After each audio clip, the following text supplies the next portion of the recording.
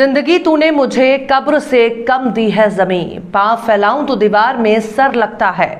सलाम, नमस्ते, सत श्री अकाल। मैं हूं आपके साथ हर्षिता मिश्रा और आप देख रहे हैं टाइम्स मेल। उत्तर प्रदेश गजब है भाई, गजब। यहां कुछ भी हो सकता है। मतलब कि कोरोना की दूसरी लहर को रोकने में नाकाम योगी सरकार के लिए इस वक्त भी हिंदू मुसलमान करने से फुर्सत नहीं मिल रही है। बेटी बचाओ और बेटी पढ़ाओ के जुमले के साथ लखीमपुर खीरी में एक महिला की साड़ी खींच ली गई। तब लगा कि यह शर्मनाक कांड द्वापर युग में हो रहा है। सड़क पर कौरवों की सभा चल रही है और मुंह ताकता विपक्ष पांडवों की भूमिका में आंसू बहा रहा है।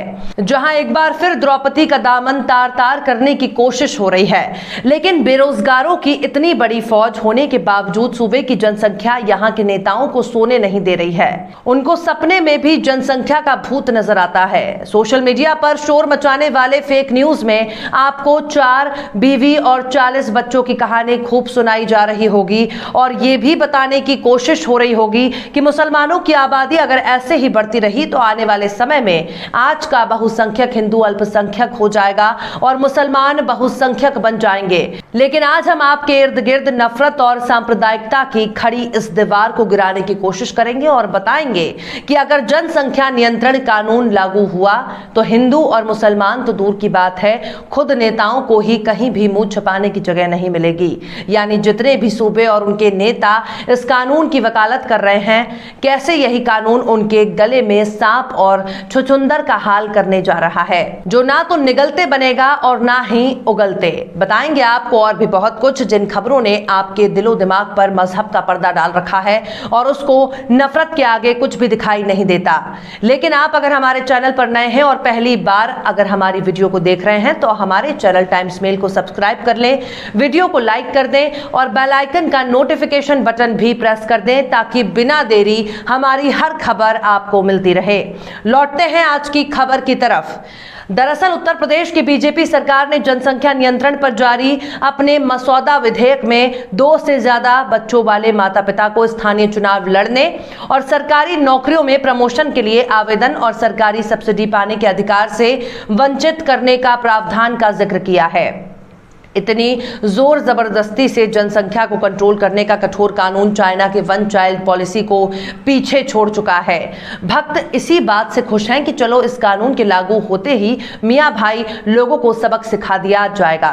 लेकिन दिलचस्प बात यह है कि केंद्र की नरेंद्र मोदी सरकार इस मामले में 2 साल पहले ही अपना रुख साफ कर चुकी है कि उसे परिवार नियोजन के मामले में किसी भी जोड़े के साथ जोर जबरदस्ती बिल्कुल नहीं करेगी। और ऐसा 2019 में बकायदा सुप्रीम कोर्ट में हलफनामा देकर बताया गया है। लेकिन स्टूडियो के भाई लोग और माई लोग यूपी वाले जनसंख्या कानून के मसौदे को मास्टर स्ट्रोक बताने में खूब पसीना बहा रहे हैं। अब सुनिए माजरा क्या है जिसे खुद बीजेपी और उसके सूबे वाले राज्य के लिए इस तरह का कानून गले का फांस बन सकता है।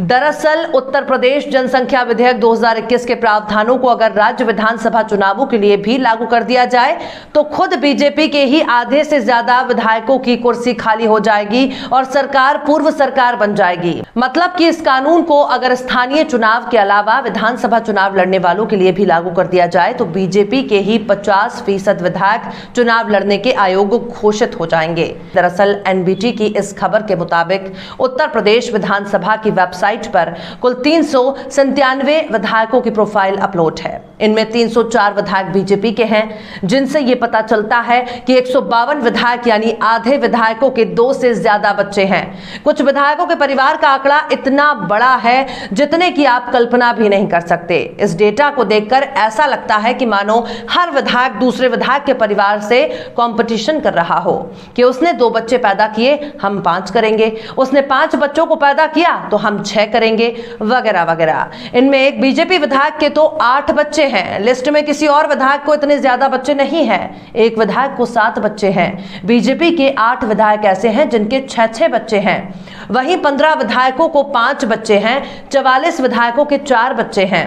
83 विधायकों के 3 बच्चे जबकि 103 विधायक के 2-2 बच्चे हैं। हालांकि 34 ऐसे विधायक भी हैं जिन्होंने छोटा परिवार सुखी परिवार की कल्पना को साकार किया हुआ है, यानी इनको केवल एक बच्चा ही है। वहीं दूसरी तरफ 15 ऐसे विधायक भी हैं जिनका एक भी बच्चा नहीं है, तो किसी ने बच्चे की जानकारी ही नहीं दी है। इसका असर तब देखने को मिलेगा जब इसे निकाय चुनाव के अलावा विधानसभा के चुनाव पर लागू किया जाएगा। लेकिन क्या होगा अगर इस कानून को लोकसभा चुनाव लड़ने वालों पर लागू किया जाएगा? इस खबर को देखकर आपको अंदाजा लग जाएगा कि अगर लोकसभा चुनाव पर भी जनसंख्या नियंत्रण के नाम पर शर्तें लागू की गई तो वहां का हाल भी विधानसभा जैसा ही होगा। दरअसल साल 2019 की इस खबर में न्यूज क्लिक लिखता है कि पीएम साहब कृपया ध्यान दें, 96 बीजेपी सांसदों के 3 या इससे अधिक बच्चे हैं। न्यूज क्लिक ने इस रिपोर्ट में बताया है कि लोकसभा के तकरीबन 149 सांसद मोदी की इस देशभक्ति की परीक्षा में असफल हो गए क्योंकि उनके पास 3 और इससे ज्यादा बच्चे हैं। इन सांसदों में बीजेपी के 96 सांसद हैं, या यूं कहें कि इनमें से लगभग 1/3 सांसद बीजेपी के हैं जो 2 बच्चों के मानदंड को पूरा नहीं करते हैं। बीजेपी के 21 सांसदों के 4 और अन्य 12 सांसदों के 5 बच्चे हैं। All India United democratic United front के नेता बदरुद्दीन अजमल के 7 बच्चे और बीजेपी की सहयोगी पार्टी अपना दल के सदस्य पकौड़ी लाल के 7 बच्चे हैं। बीजेपी सांसद रवि किशन को तो आप जानते ही होंगे, भोजपुरी फिल्मों के सुपरस्टार माने जाते हैं, लेकिन जब से उन्होंने राजनीति में कदम रखा है तब से उनकी बोली और भाषा भी सियासी रंग में रंग चुकी है। गोरखपुर से लोकसभा सांसद रवि किशन ने जनसंख्या नियंत्रण पर प्राइवेट मेंबर बिल पेश किया है, लेकिन रवि किशन खुद भी 4 बच्चों के पिता हैं। यह अलग बात है कि सरकार के समर्थन के बिना कोई प्राइवेट मेंबर बिल शायद ही पास हो सके। पीआरएस लेजिस्लेटिव रिसर्च के मुताबिक संसद ने वर्ष 1970 से ही कोई भी प्राइवेट मेंबर बिल पास नहीं किया है। अब आइए आपको ये भी बता देते हैं कि जनसंख्या का राग अलापने वाले नेताओं की बात में कितनी सच्चाई है। आपको हैरानी होगी कि केंद्र की नरेंद्र मोदी सरकार भारत की मौजूद प्रजनन दर से बिल्कुल संतुष्ट है और इस बढ़ती आबादी को चिंताजनक नहीं मान रही है। दरअसल केंद्र सरकार ने पिछले साल दिसंबर महीने में सुप्रीम कोर्ट की ओर से मिले नोटिस के जवाब में कहा था कि भारत जनसंख्या नियंत्रण के स्वैच्छिक उपायों के बल पर 2.1 की प्रजनन दर से रिप्लेसमेंट लेवल के मुहाने पर आ गया है, यानी देश में अभी प्रति महिला औसतन 2.1 बच्चे पैदा कर रही हैं, जो मौजूदा आबादी में स्थिरता के लिहाज से सटीक है। मतलब ये कि इस प्रजनन दर से ना आबादी बढ़ेगी ना घटेगी। सरकार ने सुप्रीम कोर्ट से कहा कि चीन के साथ साथ दुनिया के कुछ देशों में लागू जनसंख्या नियंत्रण का मॉडल बताता है कि प्रति दंपत्ति बच्चे की संख्या निर्धारित कर देने से आबादी के स्तर पर काफी गड़बड़ी सामने आ सकती है, जिसका खतरनाक परिणाम भुगतना पड़ सकता है। केंद्रीय स्वास्थ्य मंत्रालय ने सुप्रीम कोर्ट को दिए गए अपने हलफनामे में कहा था कि 36 में से 25 राज्य और केंद्र शासित प्रदेशों में 2.1 या इससे भी कम का रिप्लेसमेंट लेवल आ गया है। हालांकि उत्तर प्रदेश के 57, बिहार के 37, राजस्थान के 14 और मध्य प्रदेश के 25, छत्तीसगढ़ के 2 और झारखंड के 9 को मिलाकर कुल 146 जिलों में प्रजनन दर 3 से ज्यादा है। जनगणना कार्यालय के मुताबिक 2001 से 2011 के 10 वर्ष पिछले 100 वर्षों में पहला ऐसा दशक रहा है जब भारत में ठीक पिछले दशक के मुकाबले कम आबादी बढ़ी।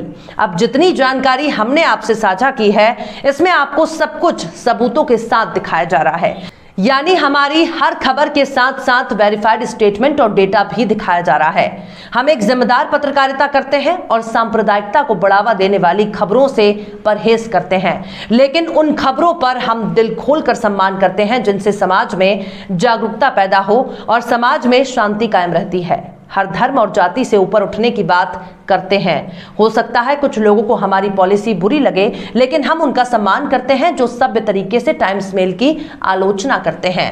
शकील बदायूनी ने भी क्या खूब फरमाया है, कांटों से गुजर जाता हूं दामन को बचाकर, फूलों की सियासत से मैं बेगाना नहीं हूं। फिलहाल इस वीडियो में बस इतना ही। ये वीडियो आपको कैसा लगा कमेंट बॉक्स में जरूर बताएं। वीडियो अगर पसंद आए तो लाइक करें। हमारे वीडियो लिंक को फेसबुक, ट्विटर, व्हाट्सएप पर अपने रिश्तेदारों यार दोस्तों को भी शेयर करें और बेबाक निष्पक्ष स्वतंत्र पत्रकारिता को सपोर्ट करने के लिए आप हमारे यूट्यूब चैनल टाइम्स मेल को जरूर सब्सक्राइब करें और बेल आइकन की घंटी वाली बटन भी भी जरूर से दबा दें ताकि आपको हमारे आने वाले नए वीडियो की नोटिफिकेशन फौरन मिल जाए। फिर मिलते हैं किसी और वीडियो में एक नई खबर के साथ। हर्षिता मिश्रा को दीजिए इजाजत। जय हिंद।